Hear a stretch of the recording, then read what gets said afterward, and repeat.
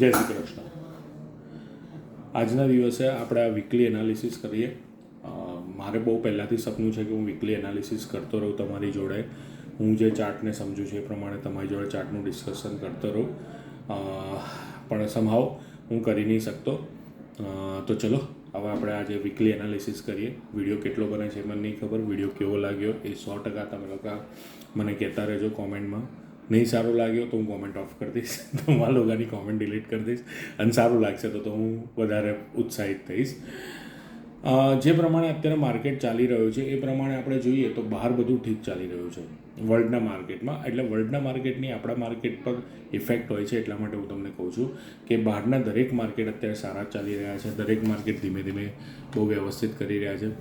Gold અને silver એ પણ બંને સારા ચાલી રહ્યા છે. યુએસનું માર્કેટ એકદમ સારું ચાલે છે.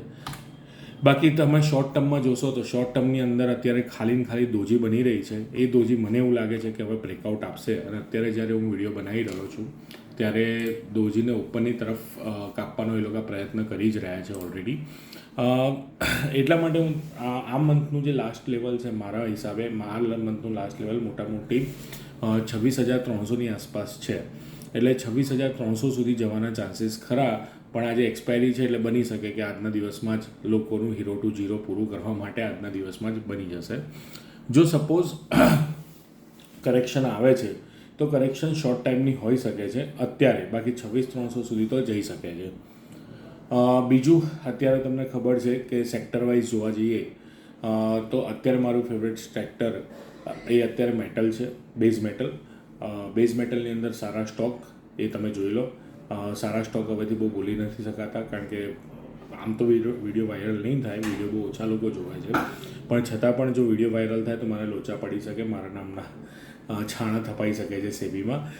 એટલે હું સ્ટોકના નામ લઈ લઉં. બટ અલ્ટિમેટલી તમે એક વસ્તુ સમજી લો કે અત્યારે બેઝ મેટલ બ્રેકઆઉટ પર છે. એટલે બેઝ મેટલ એક સારું જગ્યા છે. બીજું આઈટી અત્યારે કરેક્શનમાં છે. પણ આઈટી છે ને શોર્ટ ટર્મની કરેક્શન છે, એ હું તમને ચોખ્ખું કહી દઉં. એટલે આઈટી હમણાં નહીં તો થોડા ટાઈમ પછી ચાલશે. એટલે જો તમારા પાસે આઈટીના સ્ટોક પડ્યા હોય તો ચિંતા ના કરો. આઈટીમાં શોર્ટ ટર્મની કરેક્શન છે. અને આઈટી અત્યારે હું જોઈ લઉં નિફ્ટી આઈટીનો ચાર્ટ. નિફ્ટી આઈટી તો નિફ્ટી આઈટી ઇન્ડેક્સ યસ એ અત્યારે રેન્જ બાઉન્ડ છે. એટલે મોટાભાગે છે ને શોર્ટ ટર્મની કરેક્શન છે એ મોટાભાગે પૂરી થઈ જશે અને તમને કંઈક સારું મળશે.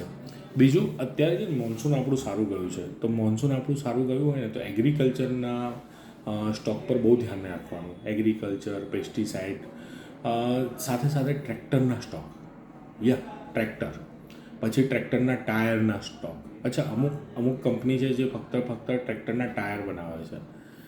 અગેન હું નામ નહીં બનાવી શકું. મારા વિડીયોને 2 વખતે જોઈને તમે લોકો હું અત્યારે હાલ જોઈ લઉં એ ટાયરનો સ્ટોક. હું આમ ઊંધું નહીં કરું ને તો તમને ખબર પડી જશે કયો સ્ટોક છે. જસ્ટ હું જે ટ્રેક્ટરના ટાયરના સ્ટોકની વાત કરી રહ્યો છું ને જસ્ટ આજના દિવસમાં મારા ખ્યાલથી એ કરેક્શન પૂરી કરીને કાલથી પાકી જશે ઉપર જવા માટે. એના ડેઇલી ટાઈમ ફ્રેમમાં અને વીકલી ટાઈમ ફ્રેમમાં તો બહુ મસ્ત ચાર્ટ છે. તો ટ્રેક્ટરના ટાયરના જે સ્ટોક છે ને એના પર તમે ધ્યાન આપજો. અને ઓલ ઓવર પણ ટાયરના સ્ટોક અત્યારે સારા ચાલશે એ પણ ધ્યાન રાખજો.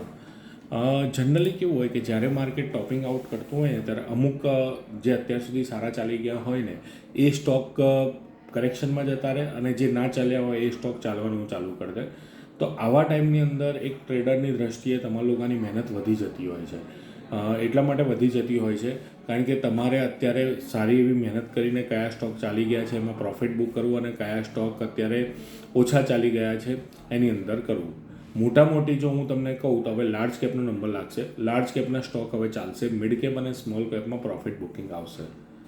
અને એ તમે ઓબ્ઝર્વ કરતા જ હશો. હમણાં મારી એક મિટિંગ થઈ એની અંદર પણ મેં વાત કરી હશે કે અમુક લોકોના પોર્ટફોલિયો નથી ચાલતા કે નિફ્ટી ચાલે છે પણ પોર્ટફોલિયો નથી ચાલતા કારણ કે નિફ્ટી જનરલી લાર્જ કેપથી બનેલી વસ્તુ છે. એટલે નિફ્ટી ચાલે છે તો એનો મતલબ લાર્જ કેપ સ્ટોક ચાલી રહ્યા છે. અને તમારા પોર્ટફોલિયોમાં જો તમે મિડ કેપ અને સ્મોલ કેપ ભરીને બેઠા હશો તો તમને 100% કરેક્શનનો સામનો કરવો પડશે. સો મિડ કેપ અને સ્મોલ કેપમાં પ્રોફિટ બુક કરો અને લાર્જ કેપમાં એન્ટર થાઓ. હા, મિડ કેપ અને સ્મોલ કેપ જેવું રિટર્ન નહીં આપે કે ગઈ સાલ તમારું 200% રિટર્ન થઈ ગયું એવું નહીં આવે.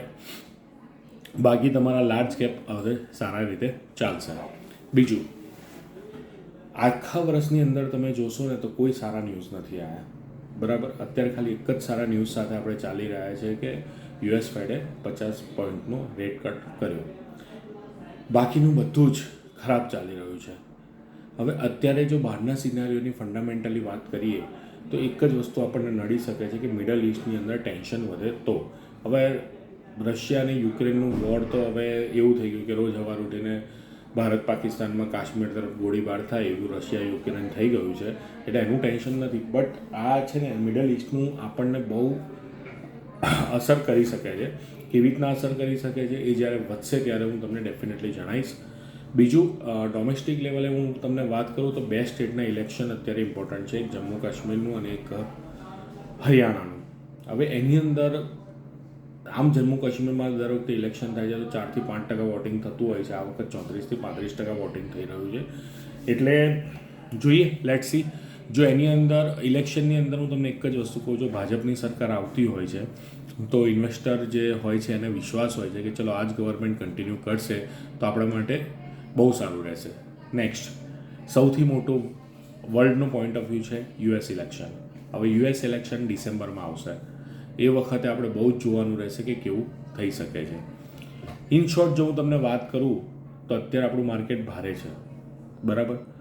હવે એ કેટલું ઉપર જશે એ કોઈને નહીં ખબર, મને તો નથી જ ખબર, બીજા કોઈની મને નથી ખબર. જેટલા લોકો જ્યોતિષ હોય એની મને ખબર નથી, પણ મને નથી ખબર. પણ મને એટલું ખબર છે કે જ્યારે આગળ પ્રોફિટ ચાલતો હોય ને ત્યારે હું એની પાછળ ચાલનારો માણસ છું, બરાબર. એટલે જસ્ટ જે પ્રાઇસ છે એ પ્રાઇઝની પાછળ ચાલો, તમે તમારું લોજિક ના દોડાવો, બસ. બાકી તમે સમજો કે તમને 21,000 ટોપ લાગતું હતું, 22,000 ટોપ લાગતું હતું, અત્યારે 26,000 થઈ ગયો, બરાબર. ઘણા બધા લોકો અત્યારે કરેક્શનની વેઇટ કરી રહ્યા છે કે 21,000 આવે તો માલ ઉઠાવો, 22,000 આવે તો માલ ઉઠાવો. બટ હું તમને સિરિયસલી કહું છું, જસ્ટ ગો. હા, તમારા સ્ટોપ લોસ બહુ ટાઈટ રાખવા પડશે. તમારા સ્ટોપ લોસને તમારે એકદમ સ્ટ્રિક્ટલી ફોલો કરવા પડશે. આ મારા શબ્દો હંમેશા ધ્યાન રાખજો.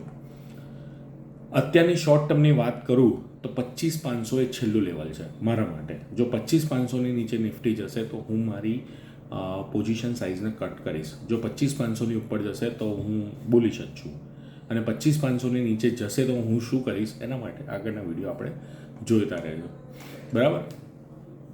હવે ઘણા બધા લોકો કરેક્શનનું પૂછે છે, કરેક્શન કેવી આવશે, ક્યારે આવશે. હું ખાલી એટલું જ વસ્તુ કહું છું કે કરેક્શન આવશે. ક્યારે આવશે એ મને નથી ખબર, પણ જ્યાં સુધી નહીં આવતી ત્યાં સુધી રાઇડ કરો, પ્રોફિટ લો અને પૈસાને એન્જોય કરો. આવી સરસ બુલ સાયકલ બહુ જ જવલ્લે મળતી હોય છે. Just enjoy. ઓકે, બાય, જય શ્રી કૃષ્ણ.